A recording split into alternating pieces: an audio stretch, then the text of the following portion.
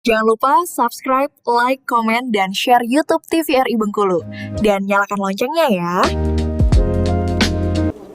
Terima kasih pemirsa masih setia bersama kami di Mutiara Kolbu, bersihkan diri, sejukkan hati. Ya, kita masih membahas mengenai tetangga di dunia, penentu nasib di akhirat bersama dengan Ustazah Yusnel Maeka dan ibu-ibu dari Majelis Taklim An-Naba dan Majelis Taklim RT 9 Kelurahan Sukamerindu.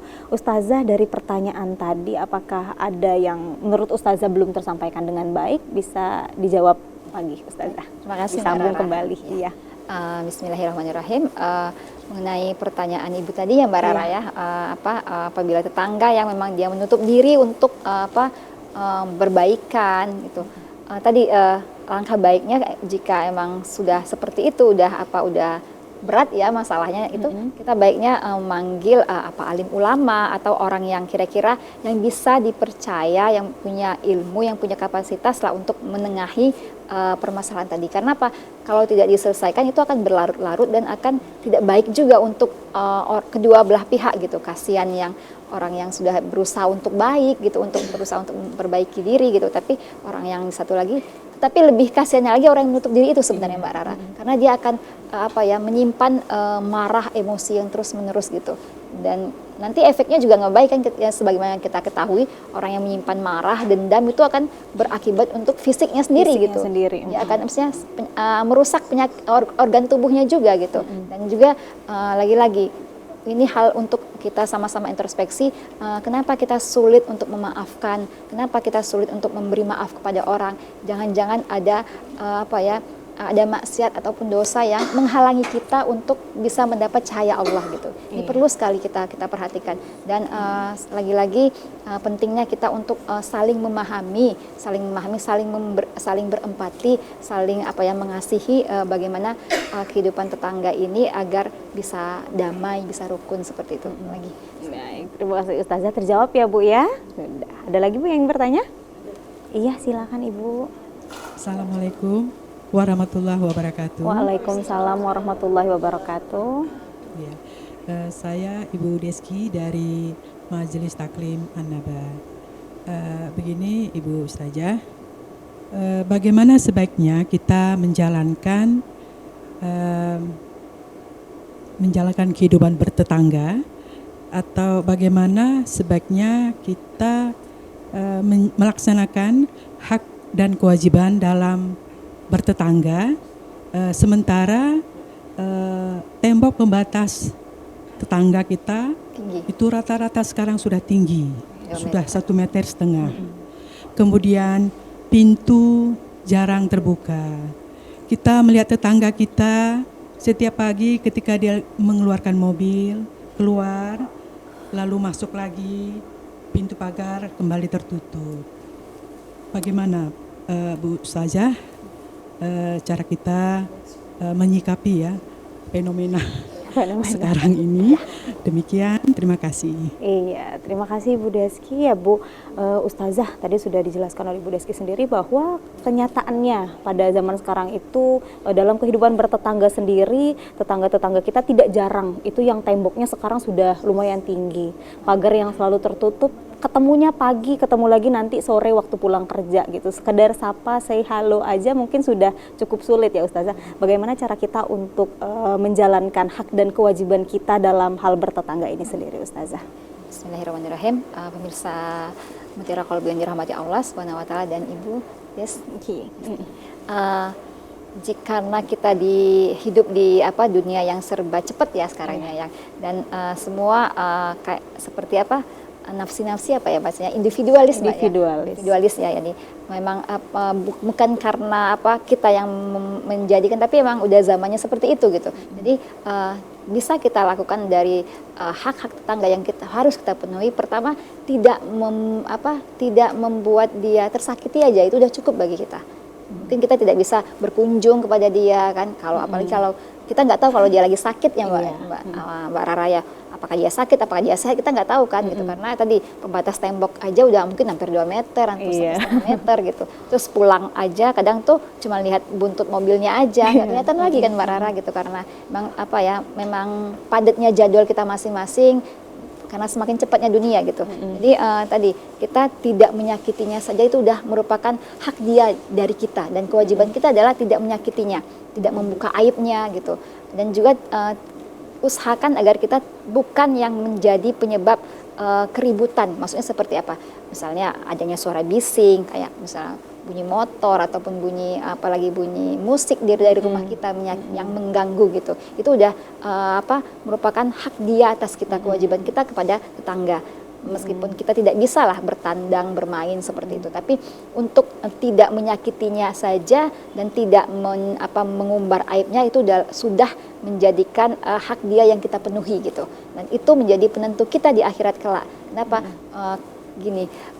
Imannya kita kepada Allah Subhanahu wa taala dan hari akhir itu ditentukan dari bagaimana sikap kita kepada orang terdekat kita, yaitu tetangga kita gitu. Jadi itu adalah menentukan kita nanti iman kita di dunia dan keselamatan kita di akhirat. Jadi memang karena situasi ya yang tidak memungkinkan juga kita untuk selalu bercengkrama seperti itu. Jadi cukup untuk tidak menyakitinya dan tidak mengumbar aibnya dan menjaga kehormatannya, itu udah merupakan hak di tetangga yang kita penuhi, Mbak Rara. Yang kita penuhi ya. Baik Ibu, terjawab ya Bu ya.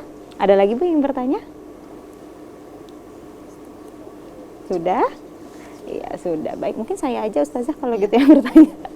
Ya Ustazah, kalau dalam bertetangga sendiri Ustazah, kan kita ada yang namanya usia ya Ustazah. Ada yang lebih tua, ada yang lebih muda dalam bertetangga sendiri. Mungkin yang muda di sini belum begitu paham gitu bagaimana cara atau kebiasaan dalam bertetangga di sekitar gitu. Tapi yang tua juga tidak mengajari di sini Ustazah.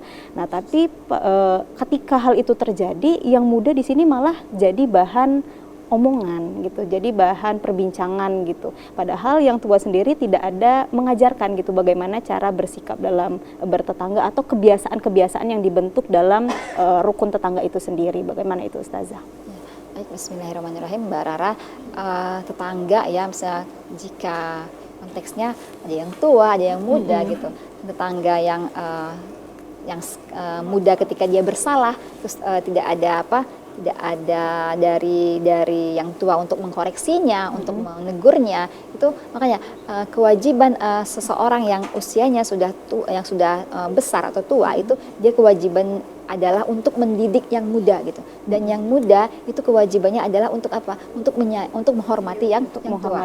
Jadi tidak ada balance antara kewajiban yang tua terhadap yang muda. Dan muda pun juga tidak menerima haknya untuk dibina, untuk diasuh seperti itu. Nah, jadi ketika kita udah mendapati fenomena seperti itu ya, kita yang misalnya yang sudah mengetahui, alangkah baiknya kita untuk berusaha untuk memperbaiki keadaan. Pun kalau kita nggak bisa, jangan sampai kita menjadi pemicu ataupun kita yang menjadikan topik permasalahan seperti itu, mencetusi masalah tersebut gitu. Jadi lagi-lagi perlunya kedewasaan dari kedua belah pihak, dan perlunya empati dari yang tua, yang muda terhadap yang tua, dan yang tua pun sering kita dengar Mbak Rara ya, ternyata usia bukan penentu kedewasaan.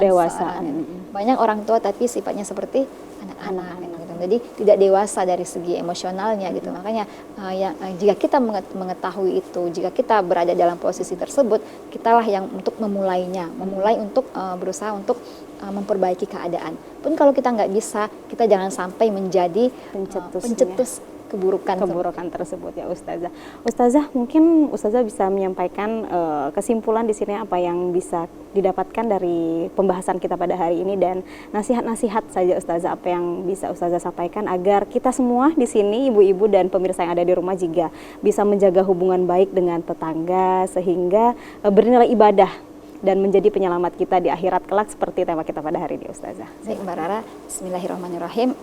Mengenai tetangga di dunia penentu nasib di akhirat, tetangga ini adalah orang yang terdekat sekali posisinya dengan kita gitu. Jadi sampai-sampai Rasulullah SAW tadi menyebutkan saking seringnya Jibril mengatakan untuk berbuat baik kepada tetangga, sampai Rasulullah mengira kalau tetangga itu akan mendapatkan hak waris, Ahli waris, jadi hak warisnya gitu. Saking seperti itunya tingginya posisi tetangga dalam kehidupan kita.